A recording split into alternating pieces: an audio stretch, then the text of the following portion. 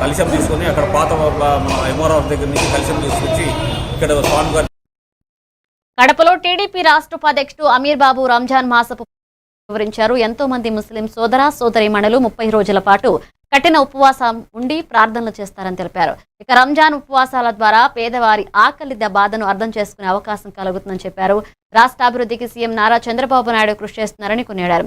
ప్రపంచంలో జరుగుతున్న యుద్ధాలు అందరికీ నష్టమేనని అన్ని దేశాల నాయకులు కలిసి శాంతి స్థాపనకు కృషి చేయాలని పిలుపునిచ్చారు. ఈ ఉపవాసాలు పెడితే వాళ్ళు ఉపవాసాలు ఉన్నప్పుడు ఆ ఆకలి యొక్క రుచి వాళ్ళు చూస్తారంటే, ఎవరైనా ఆకలి అన్నప్పుడు ఆ యొక్క రుచి వాళ్ళు చూస్తారు కాబట్టి ఆ యొక్క బాధ వాళ్ళకి తెలుసు కాబట్టి తక్షణమే స్పందించి నిష్ఠతో ఉపవాస కఠోర దీక్షలతో ఆ అల్లాను ప్రసన్నం చేసుకునేదానికి 5 పూట్ల నమాజ్ అయ్యి తరావీలు నమాజ్ అయ్యి ఆ అల్లా యొక్క అనుగ్రహం పొందాలా, ఇహలోకంలో పరలోకంలో మంచి స్థానం సంపాదించాలనే ఏకైక లక్ష్యంతో ఉద్దేశంతో ప్రతి ఒక్కరు కూడా ఈ రంజాన్ మాసంలో భక్తాది సంఖ్యలో నిర్వహించడం జరిగింది. అలాగే మా ముఖ్యమంత్రి వర్యులు నారా చంద్రబాబు వాతావరణంలో ఈ యుద్ధం వల్ల ఎవరికి ఏముండదు, ప్రతి ఒక్కరికి నష్టం తప్ప కష్టాలు తప్ప.